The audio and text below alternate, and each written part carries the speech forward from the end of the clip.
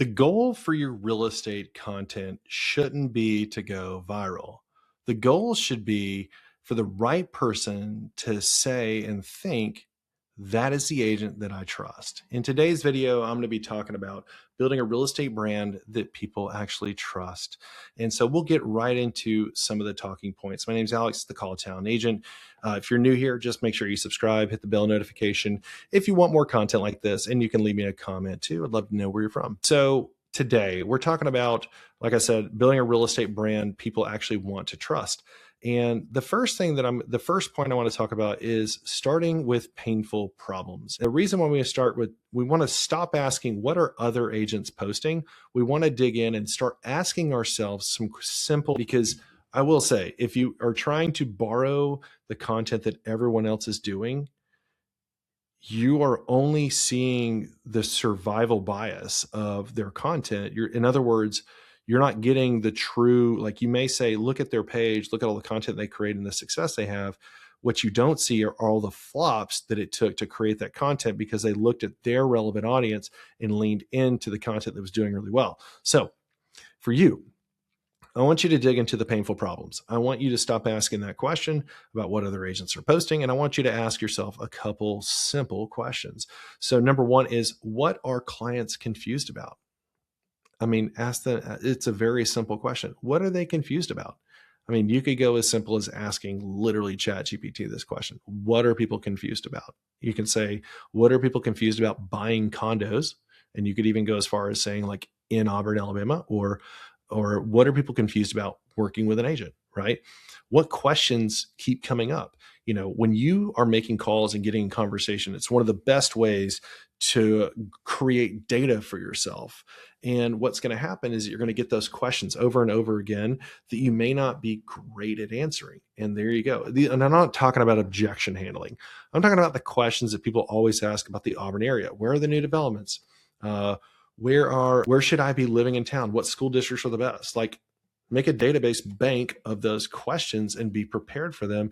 And those are some of the problems and the painful problems that people have when it comes to, if you're trying to build content and you want to talk to your ideal client, and you want your personal brand to reflect those answers to build trust, you got to be able to answer that. So what causes them fear or hesitation?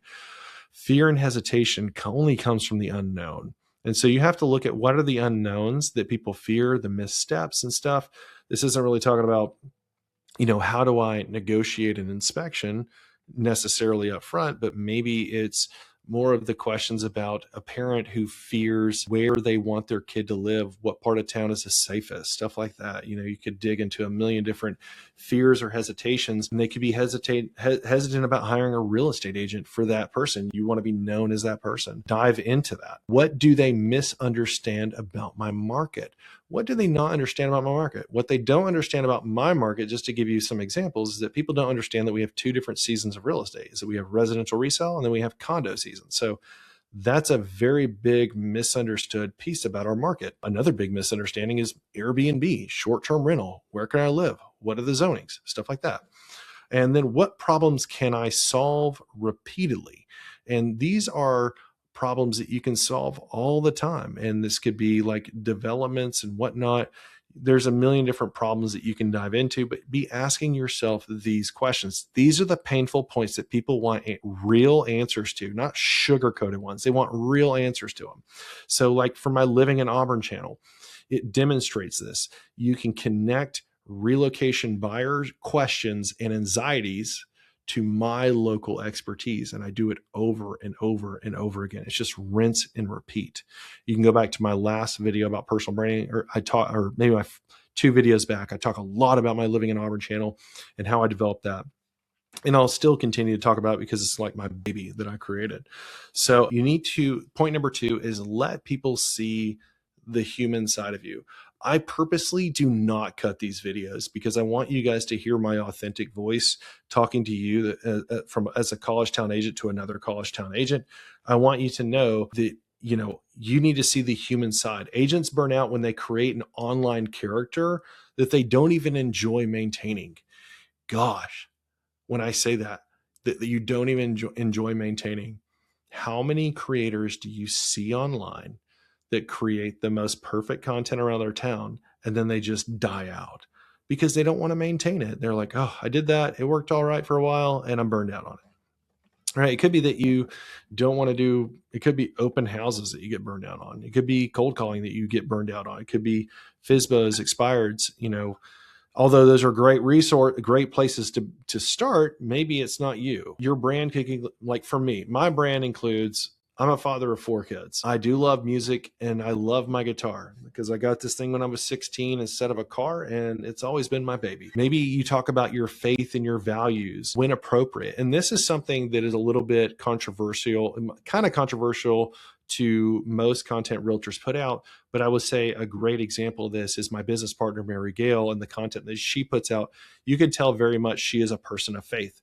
She is a person that loves high-end new construction. She loves her family. She loves where she lives, and she shows what that lifestyle is through the content. And guess what? She doesn't get burned out, and she posts like every single day, and she's just absolutely caught fire because she's so fucking consistent. Your brand could include something as simple as life in a college town and talking about what it's like to live there, what it's like to, maybe you're talking about people relocating from Florida and you're talking about the lifestyle here in Auburn, whereas if you're down in 30A, most stuff shuts down pretty early. Whereas in Auburn, if you're retiring, you'll have a more vibrant nightlife if you're looking for a little bit more energy and excitement, wanting to live around a university.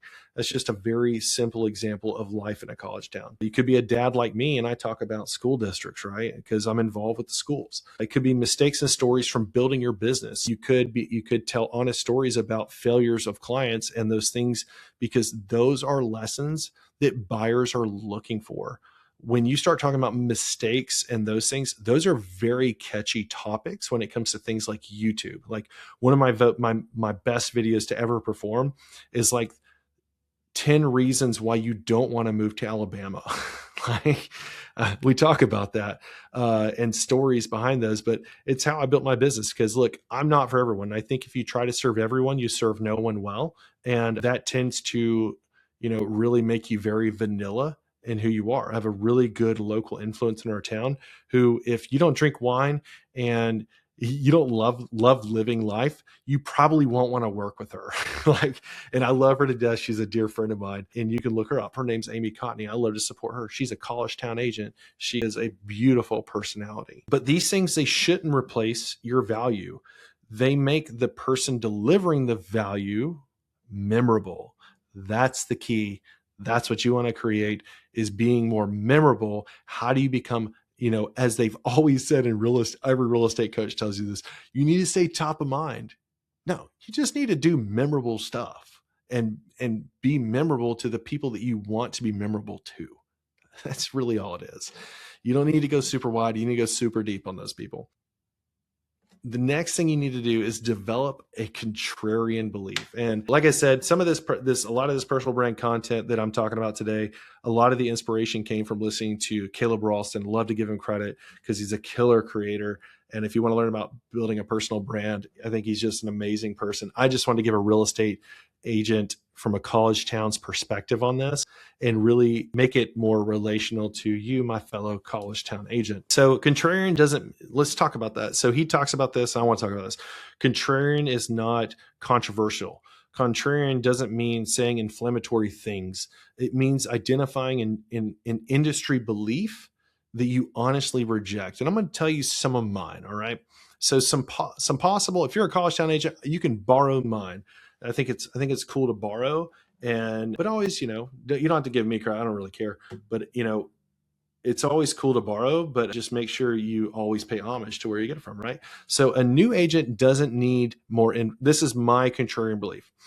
A new agent doesn't need more information. They need more conversations. You will hear me say that all the time. You don't need more information. You need more conversations. Yes, you do need to educate yourself, but getting into conversations is the greatest way, because it's a money producing activity in your business and you may be brand new and you need to get off the ground. Get into conversations, as many as you freaking can. When people join our team, they do 500 dials in their first week, and most of them walk away with a client out of it. Here's my next one. A college internship can be a better entry into the real estate industry versus just getting your license. We have so many agents that have been successful that have been our interns because they've learned the market from the back end. They were in our marketing department. They were doing marketing for us. In other words, they were helping us do mailers. They were learning areas. They were talking through what these price points are, what these buyers are looking for. And they start to develop their own brand in their brain of what it is to be a college town agent. And they built that from an internship perspective. They became the sponge in the room. Because let's be honest, getting a real estate license just teaches you how to not get sued. That's what I tell people, is it really just teaches you how to not get sued and the very basic business pieces of real estate. It doesn't teach you how to create the personal brand and create all the content. It just gives you kind of general information, but like you learn more being an intern, in my opinion. Here's another one. Personal branding should document real work, not replace it. You should be documenting the real work you're doing. That's what I'm doing today. I'm documenting the real work that I've done over 12 years and giving it to you for free here on YouTube. I just want to connect with you because I think that I can genuinely help other agents in college towns all around the country and other countries too. That would be awesome. If you're from another country watching this video, oh my gosh, it'd be so cool to connect. And I'd love to hear about your university. Team culture is built through standards, not slogans. I would say this might have been a mistake that I made because I used to have a slogan when I got into real estate. I can't remember. It's results that move you. That was my tag. That was my slogan, my cheap, cheesy tagline, results that move you. And I was like, man, that sounds so good. That's who I am. I create results that move you. And I kind of pushed it for a while, but what I didn't realize is that wasn't culture. That was just a slogan. And team culture is actually built through standards. And so we implemented standards in our team, not goals, standards. Like if you want to be on lead flow, 10 conversations a week recorded in the CRM, standards. You want to be on our team, 12 transactions or 4 million in volume, like hard defined standards. Have a standard for yourself. If you want to stand out in a crowd, have a standard. I'm telling you, it's one of the greatest things you can do in your business. The best recruiting strategy is developing people worth talking about.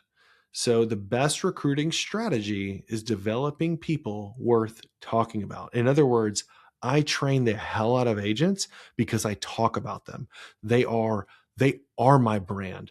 They are the representation of the work and the sweat, the hours, the anger, the opportunity that I have poured into all of these people. They are those stories. And that's what I want for you. I want to pour into you to make you exactly what the story I want to tell on a future video is. So that could be a great recruiting strategy, especially if you're a team leader, is find one person and do such a great job that the market can't ignore it. That is just some of my best advice for that. Real estate agents should optimize for trust, not attention.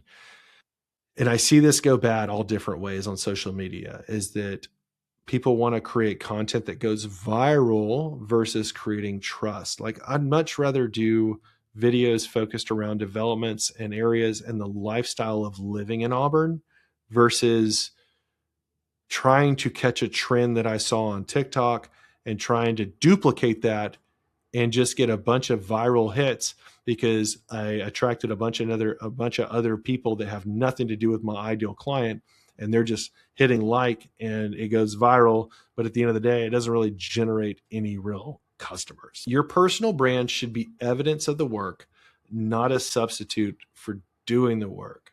Let me repeat that for you. Your personal brand should be evidence of the work, not a substitute for doing the work. In other words, build yourself a calendar worth living that's going to produce results. Do the work, time block it. I know that is kind of coachy, I will say, because I do coach a lot of agents, but it's like literally the basics of your business. If you go work for any other company, do they not tell you what time you have to be there and what time you get off and what you're supposed to be doing at work? Just because you're a 1099 contractor doesn't mean that's an excuse not to do the real work in your business. So solve real problems, show enough of yourself to be remembered, and stand for something that you actually believe and really truly put your heart into, because your audience, your ideal person that you want to work with will sniff it out in a hurry.